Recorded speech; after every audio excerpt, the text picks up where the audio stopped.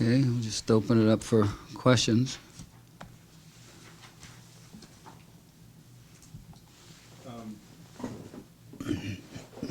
Let's review first, Coach.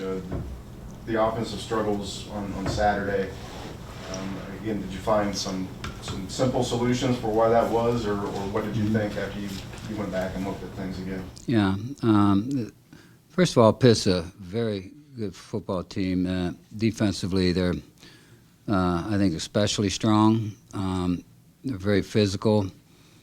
They've got defensive answers to a lot of what you're trying to do offensively, and they adjust very, very well. Credit, obviously, to their coaching staff and their players with the ability to adjust as quickly as they do.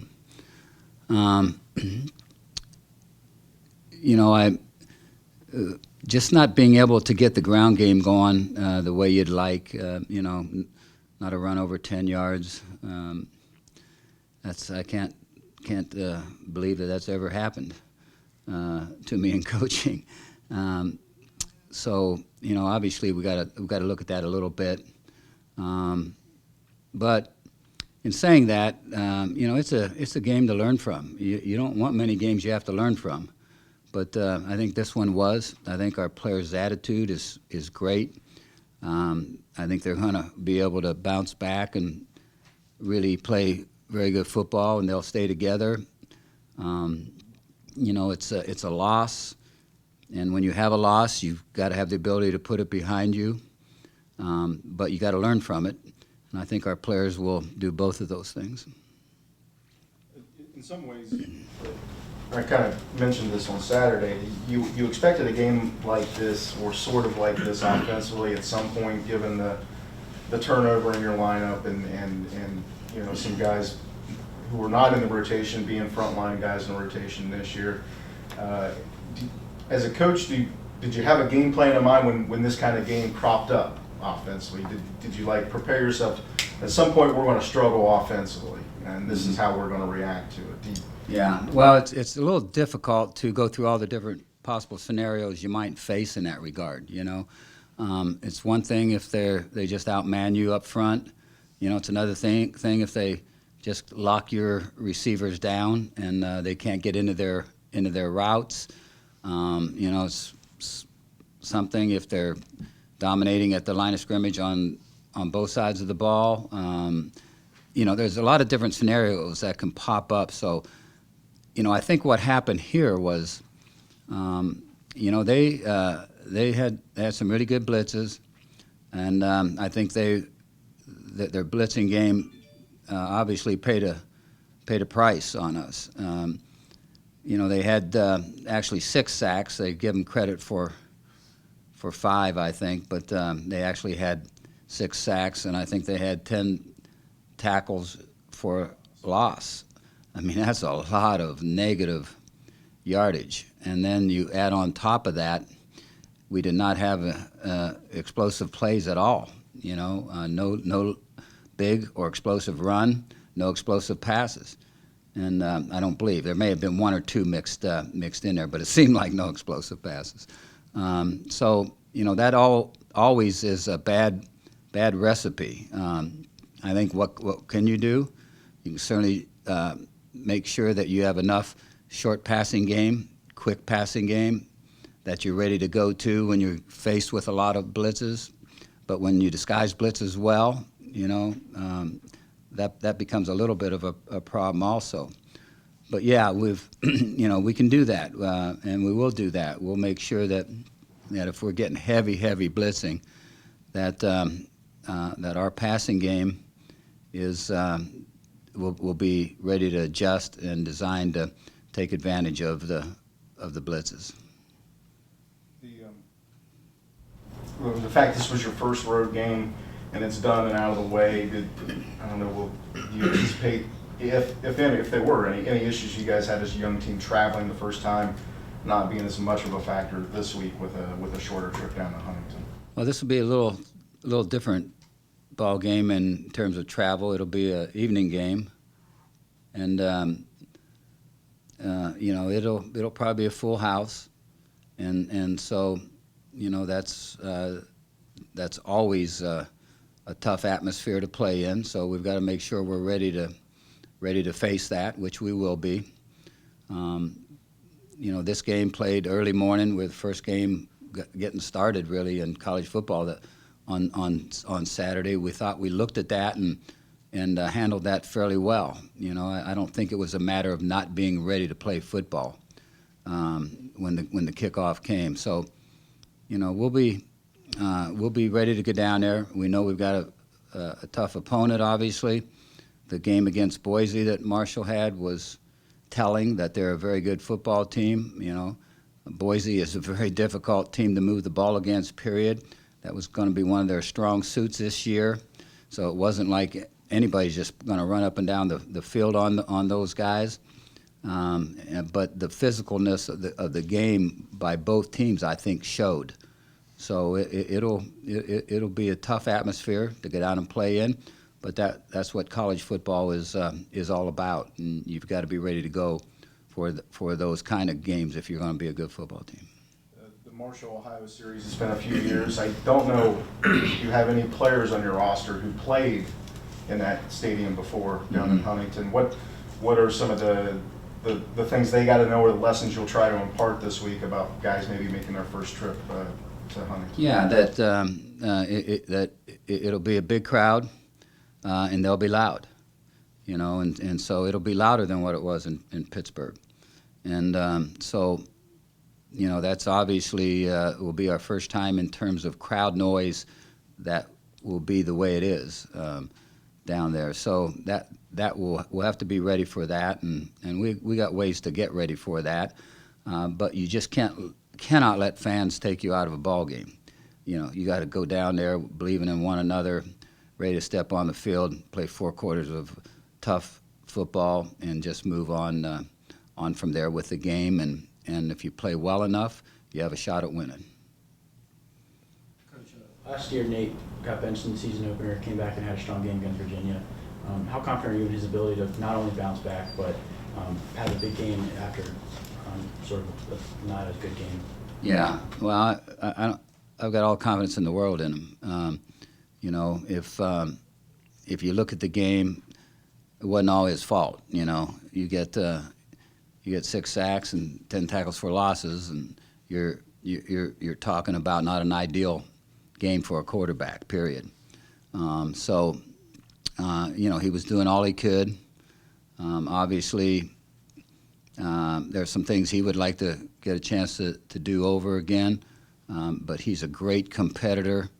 So he's a very smart player, and he learns from those kind of experiences. And he hadn't had very many of those. So he'll bounce back with no problem. He said that he expects defenses to kind of replicate the game plan that Pitt had. Do you expect that as well? And I know you talked about how you plan to counter that. Yeah, usually you got to prove you can defeat something before teams don't do that against you. And so, we'll expect some of that will be happening down there. And they're a fast defensive football team, so that'll fit into their scheme well. And they are a team that does have well-designed blitzes, and they're able to execute them pretty well. The Marshall's defensive front, is that what stood out from that game Friday night with Boise, when you're looking at them specifically on just one side of the field, the way they were able to move and generate penetration? They're not big up front, but they are especially quick. Got good strength for being 260, 265. Those kind of guys up front, 270.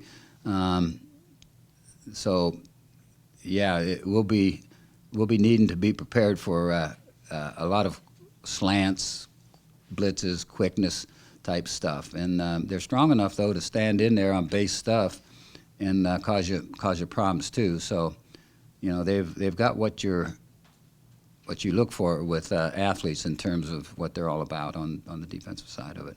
Offensive line, we haven't talked much there, but they are big, and a lot of guys come back. I think this is the 8th game if I'm doing the quick math in my head right, between Ohio and Marshall since you've been here at a bowl game, 6-game series. I think this will be number 8. Do you like this series? Do you like how often these two teams have played each other? And if so, why? And if you don't particularly like the series, why not? It's a natural rivalry. I think it's good for fans from both schools. So I think it all fits. And you know, you're always struggling for non-conference games. You know, and sometimes you're forced to go 1,000 miles to play a game in non-conference, and you know, it doesn't necessarily all add up financially the way you'd want it to.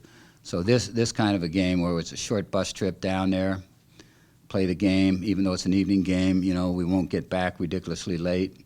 And so there are a lot of advantages to the two schools continuing with the rivalry. Added into that is the expectation that in most years you're going to be a good opponent for them and they're going to be a good opponent for you. Yeah, you know, they've got a well-established program under Doc, and they're able to attract really good athletes.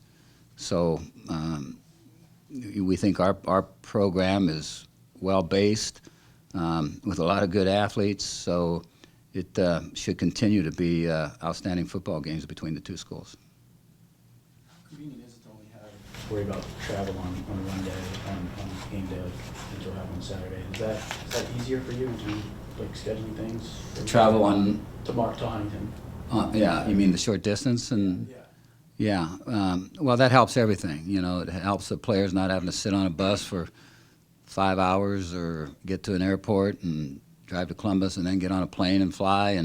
And so that all feeds into it being an easy game in terms of logistics and, you know, getting down there, getting back. So. Last couple of weeks, the linebackers have been perhaps the most solid unit on the defensive end of things. How are you looking to just see their development continue throughout this season? Well, they're somewhat of an experienced group. We have young guys behind the experience, and obviously we want to keep trying to bring those young guys along. But the experienced players, I think, have been playing Doris, Dylan Connor. You know, you look at those guys, Eric. You look at those guys, and they've got a lot of snaps under their belt. So we expect that to be a really strong unit for us and to be real productive for us. And they have in the first 2 ball games. They've been exactly that. You mentioned you would like to see more pressure or more pressure opportunities from your front 4. Again, upon review, did you see anything that's concerning in that department or a reason why they haven't finished some of the plays that you expect them to finish at this point? Well, I think Pitt traditionally is strong up front. You know, that's what they base themselves off of, having really strong, physical, powerful linemen, establishing a running game and coming off of that. They have a quarterback, you know, that was back, and he's got a tremendously strong arm, so he's able to deliver a lot of throws that, you know, some quarterbacks just don't make. So that became a real challenge for us. You know, I thought especially early we did a great job of stopping the run, you know, and really, you know, holding them to 20 points, you know, is an accomplishment. You know, we missed tackles though, you know, and enough tackles to where that's a little concerning. That you know, that can't continue to go on. But we only had 50-some snaps in the game offensively. You can't have 50-some snaps and continue to put your defensive team on the field and expect them to hold up for the game. You know, that doesn't fit. And so we're going to have to be able to sustain drives much better than what we did in that game. And obviously the quality of the opponent dictates that a little bit, but your offense has got to be varied enough that you're able to move the football one way or another and stay on the field and then get some explosive plays out of it, which we were not getting done in that game, either in the passing game or the running game. And so when that's happening to you, that's a bad combination of keeping your offense on the field. You talked about lack of explosive plays after the game on Saturday. You kind of talked about maybe looking at the tape, especially with the receiver group, maybe tightening up on routes. Is there anything that you saw from the receiver group that you might change a little bit in the passing game to get it going on Saturday? Well, we might help them out with some of the routes we're running against what we were facing against Pitt, and so we're looking at that. So I think as coaches, we can be of help in that area. And then, it's the second game of the year, and so you face that, and again, you learn from it, or you don't.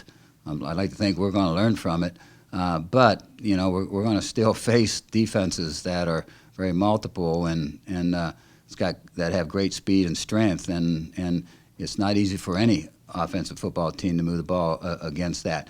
But I think we're skilled enough, and I think our first unit and the offensive line is good enough that we can have a system that lets us be able to move the ball and find a way to put points on the board in any game.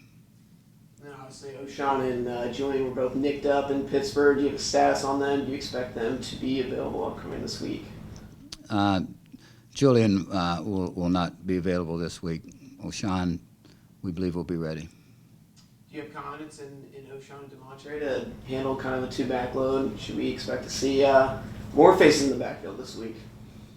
Well, that gives you two backs right there that have gotten playing time this year and considerable playing time, really, and have gotten good results, basically.